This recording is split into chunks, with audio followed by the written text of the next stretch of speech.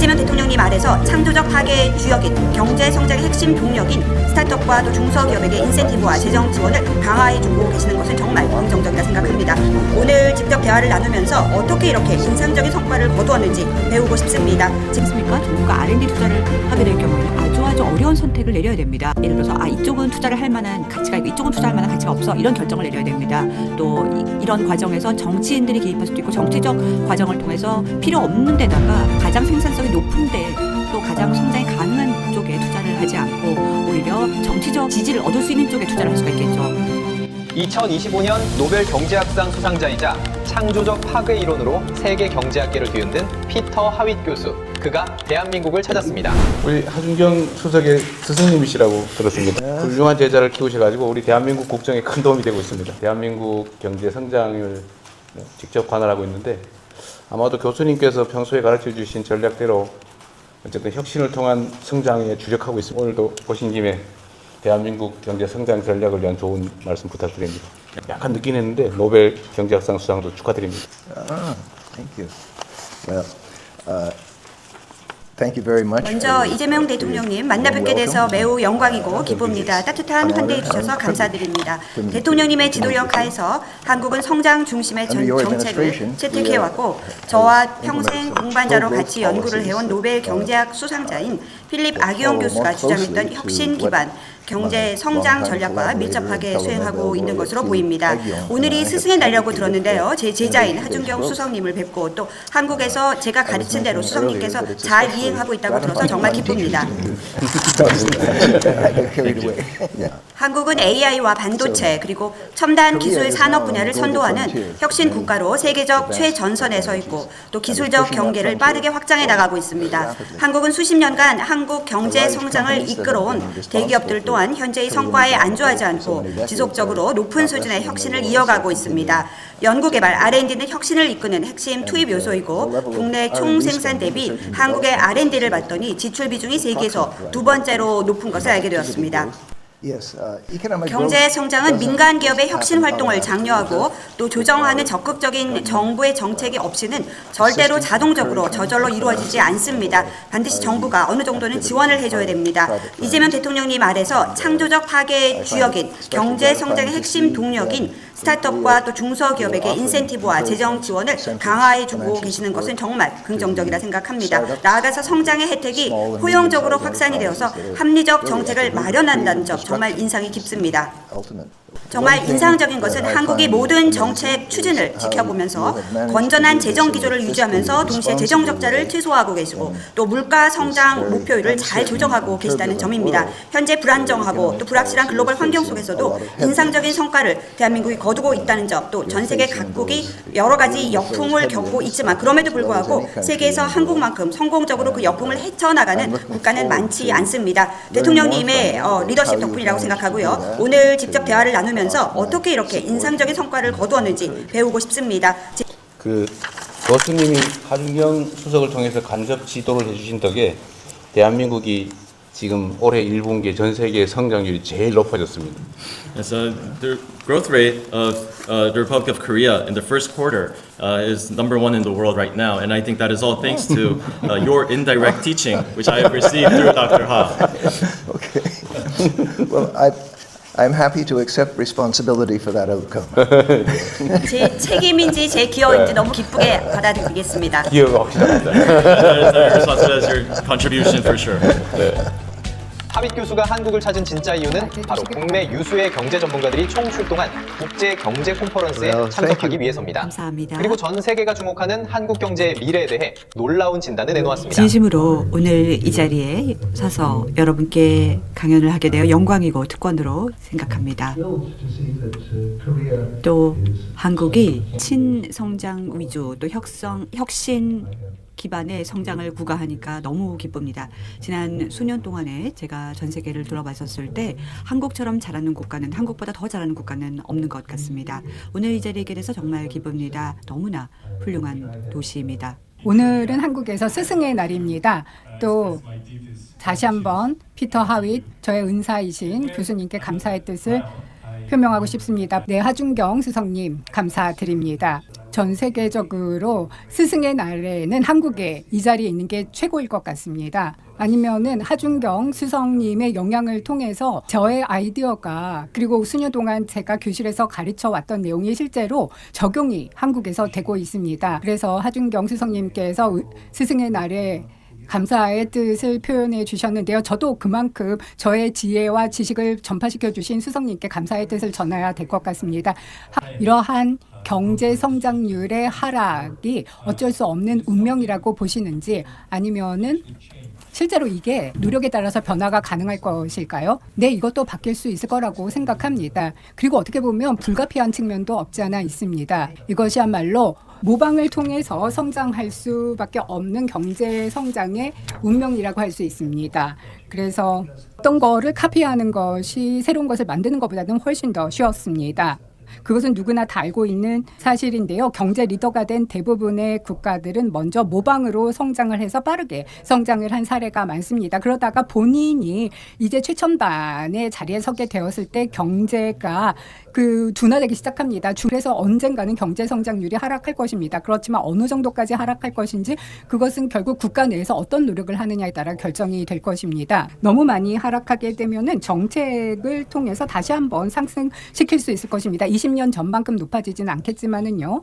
그거는 불가능합니다. 20년 전으로 돌아갈 수는 없겠지만 그래도 개선의 여지가 있습니다.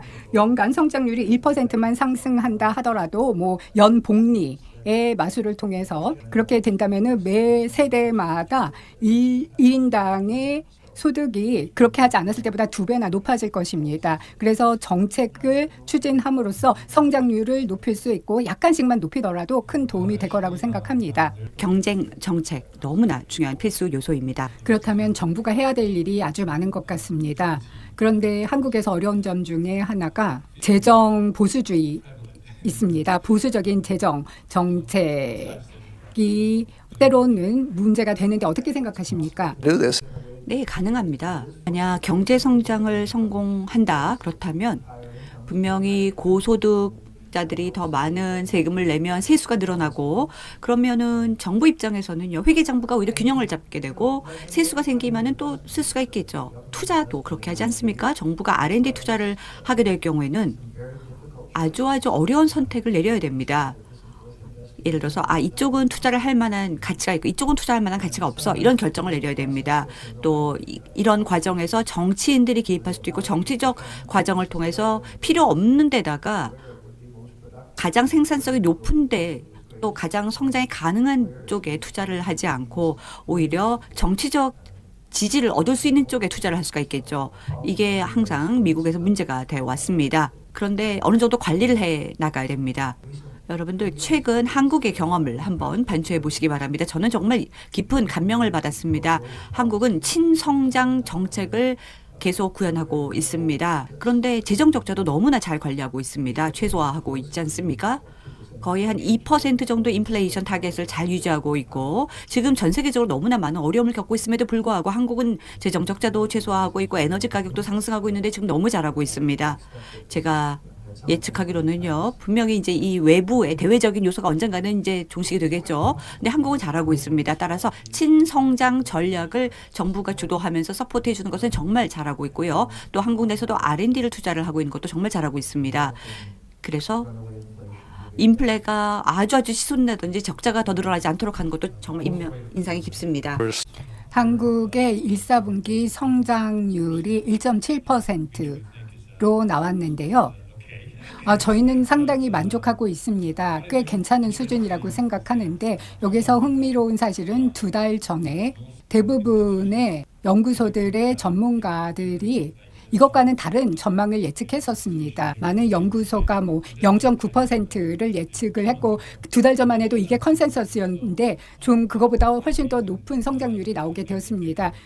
그 당시에 왜 이렇게 예측을 하지 못했을까요? The basic 가장 기본적인 이유는 경제입니다. 누구도 경제는 예측을 잘 하지 못합니다. 전망을 잘 하지 못합니다. 여러분들 지금 1, 4분기 정말 잘하셨잖아요. 별로 놀랍지 않습니다. 또다시 2, 4분기, 3, 4분기 계속 더 잘할 거라고 의심의 여지가 없습니다. 한국의 과거 역사 기록을 봐서도요. 한국처럼 이렇게 첨단화가 되어 있고 또 기록적으로 정말 성장을 잘 구가하고 있는 국가, 혁신 국가인 경우는 어려움이 없을 거라 생각합니다. 그렇다면 미래를 예측하고 나서 과거를 또 회상해 본다면 아 이걸 할 걸 왜 이런 일이 벌어졌을까? 한국은 1, 4분기 때 이렇게 잘했는데 왜 나머지는 안 했어? 이렇게 말을 할 수도 있겠죠. 왜 대만은 이렇게 잘했는데 또 왜 그랬을까? 이렇게 말할 수가 있는데요.